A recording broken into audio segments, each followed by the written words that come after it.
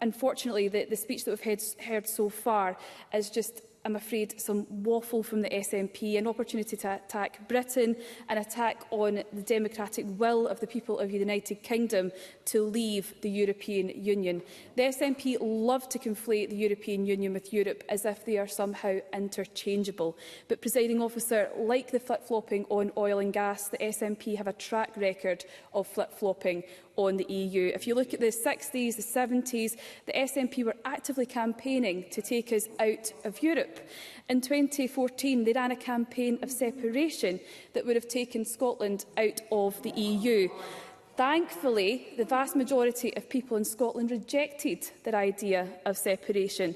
They talk of Scotland being pulled out of Europe against her will, conveniently forgetting that it was the United Kingdom who had membership of the EU.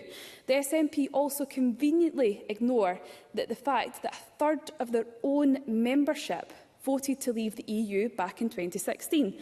Now, fast forward today in the debate whereby we have the SNP falling over themselves to shout about the benefits of being in a union.